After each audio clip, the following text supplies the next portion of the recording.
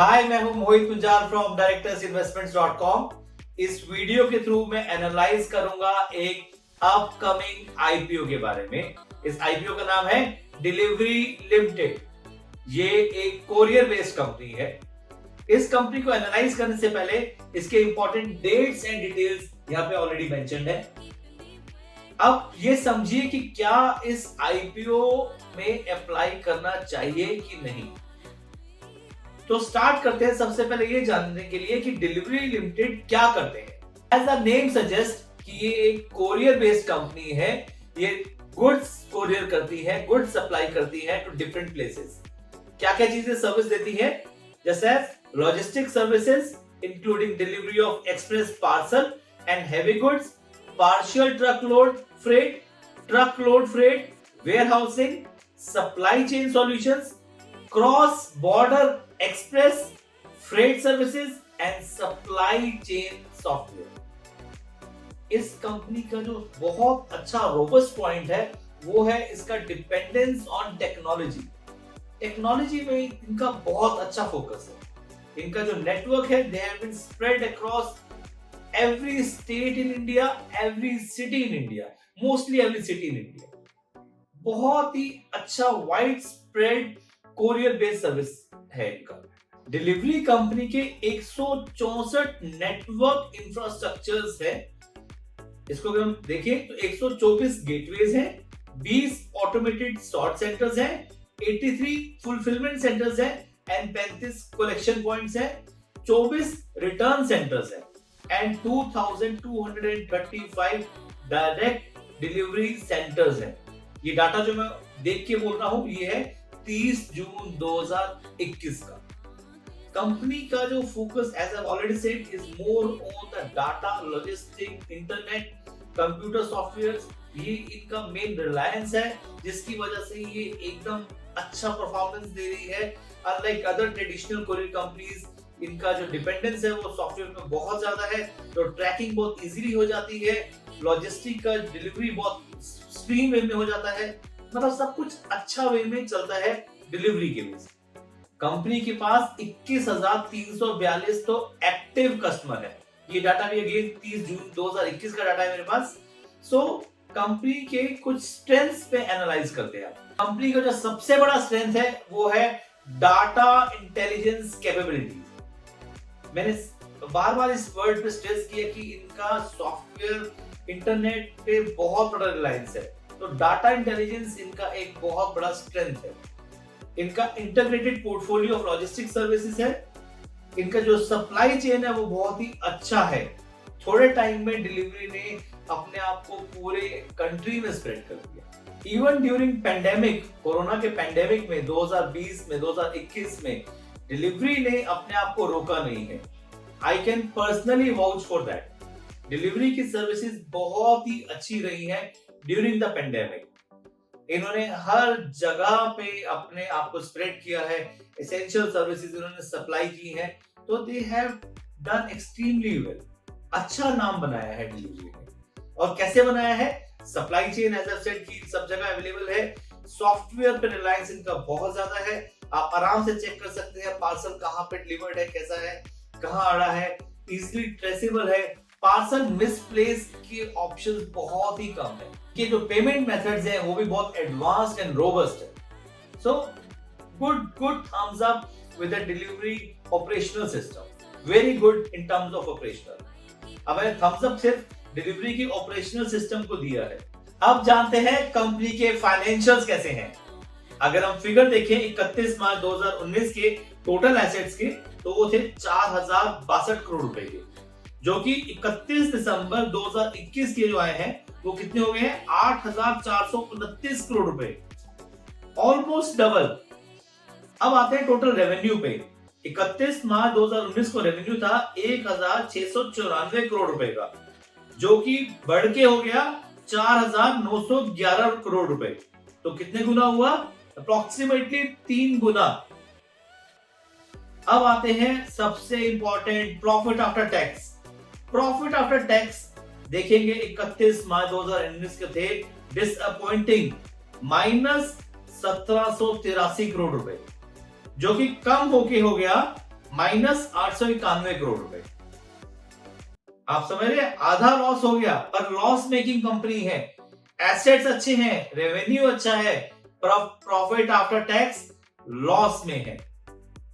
So company के financial तो अच्छे नहीं है। ये फिर उस स्टार्टअप की तरह हो जाएगा कि जिस स्टार्टअप में दम तो है, फंडिंग तो आ रही है, पैसा तो आ रहा है पीछे से, बट लॉस मेकिंग है। तो जो लॉस मेकिंग कंपनी है वो मेरे को कभी भी समझ नहीं आती है कि एक लॉस मेकिंग कंपनी किस तरह से प्रॉफिट बना देगी। एक लॉस मेकिंग कंपनी के जो स्टॉक्स आप बाय करेंगे वो कैसे रातों रात डबल हो जाएंगे, या वो कैसे एक साल में डबल हो जाएंगे, नहीं समझ आता है सब। स्टार्टअप्स अच्छे हैं, बट स्टार्टअप्स के पीछे अगर रेवेन्यू ही नहीं होगा तो आप कंपनी कैसे ग्रो करेंगे। सो फाइनेंशियल्स मुझे पसंद नहीं आए। लॉस मेकिंग कंपनी है, लॉस मेकिंग कंपनी है तो रिटेल इन्वेस्टर्स का जो होल्डिंग होगा वो भी 10% से ऊपर नहीं होगा। तो इसका मतलब आपको 5,600 करोड़ के आसपास रिटेल इन्वेस्टर्स अप्लाई कर सकते हैं। अब जानते हैं कुछ वीकनेस भी। कंपनी के कॉम्पिटिटर्स बहुत स्ट्रॉन्ग है और इंटरनेशनल कॉम्पिटिटर्स है, तो ये एक बहुत बड़ा फैक्टर है। इसके साथ साथ कंपनी की जो ग्रोथ है, डिलीवरी लिमिटेड एक कोरियर कंपनी की जो ग्रोथ है, it directly depends on the E commerce growth, because mostly तो ई कॉमर्स के प्रोडक्ट सप्लाई होते हैं ना कोरियर के थ्रू। वैसे वैसे कंपनी की ग्रोथ बढ़ेगी, बट ई कॉमर्स अगर अच्छा कोरियर किसी का आ रहा है, फुल ट्रक लोड आ रहा है, तो वो रेट नेगोशिएट करता है, तो कहीं ना कहीं वो रेट स्क्वीज करते ही है। तो उसकी वजह से रेवेन्यूज कहीं ना कहीं स्ट्रेन में आते ही हैं for delivery, because e commerce अपनी जगह सही है। अगर कॉस्टिंग नहीं बचाएंगे, कोरियर कंपनी भी खर्चा करेंगे, तो वो प्रोडक्ट कैसे बिकेगा सस्ते में। सो एक नेक टू नेक कंपटीशन चलता रहता है। So e commerce growth is directly proportionate to the growth of courier company such as delivery. ऐसा नहीं कह रहा कि ई कॉमर्स की ग्रोथ नहीं हो रही, ई कॉमर्स की ग्रोथ हो रही है, that we can discuss in a separate topic. But यहाँ पे हम चाह रहे हैं कि डिलीवरी लिमिटेड की ग्रोथ के अंदर कहीं ना कहीं रेवेन्यू स्ट्रेन आता ही आता है। इसके साथ साथ कंपनी का एक रिस्क रहता है for shipment and transportation error, वो तो एक आपको पता ही है, वो रहता ही रहता है। इसके साथ non recovery of cash on delivery orders, ये कई बार फैक्टर है जो कि इंश्योरेंस कंपनी भी कवर नहीं करती। तो ये एक अनदर वीक पॉइंट है फॉर डिलीवरी। अगर हम इसकी अपॉर्चुनिटीज देखते हैं तो अपॉर्चुनिटीज ये है कि डिलीवरी ने अपने आप को एक्सपैंड किया है internationally, so which is a good thing. वो आउटसाइड इंडिया जा रहा है, तो वो एक अच्छा रेवेन्यू जनरेटिंग मॉडल है, एंड दैट आई फील कि वो एक बहुत बड़ा स्ट्रेंथ रहेगा for deliveries revenue going forward. Objective of this IPO क्या है? They want to make their system more robust, they want to expand their business. तो ये एक अच्छी बात है कि वो जो पैसा ले रहे हैं वो अपनी एक्सपेंशन के लिए ले रहे हैं, एंड नॉट टू फॉरगेट वो पैसा लगा रहे हैं आईटी इंफ्रास्ट्रक्चर पे, which is a very good thing, because IT आने वाले टाइम पे लॉजिस्टिक में बहुत बड़ा सपोर्ट दे रही है और आगे भी देगी। So that's a very good step. अब जानते हैं डिलीवरी के प्रमोटर्स कितने कितने अपने स्टॉक्स बेच रहे हैं।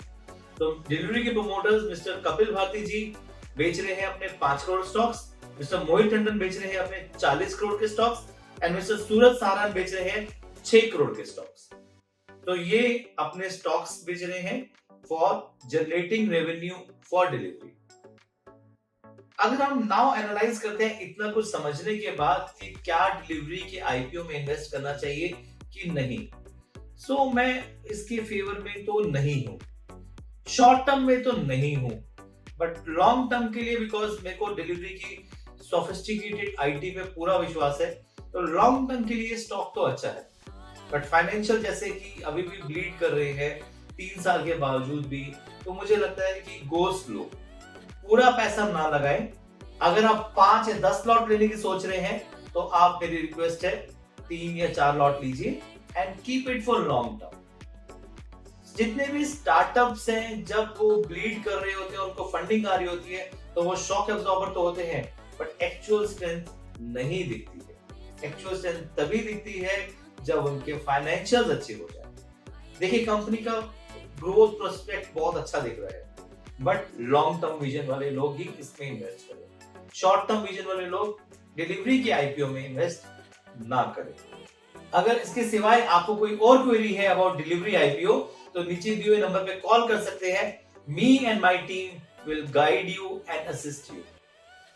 आपने अगर अभी तक डीमैट एंड ट्रेडिंग अकाउंट नहीं खोला है तो नीचे दिए हुए लिंक पे क्लिक करें and open your demat and trading account without any charge. आप मेरे साथ इन सोशल मीडिया प्लेटफॉर्म पे जुड़े रह सकते हैं। आप मेरे YouTube चैनल को लाइक एंड सब्सक्राइब जरूर करें।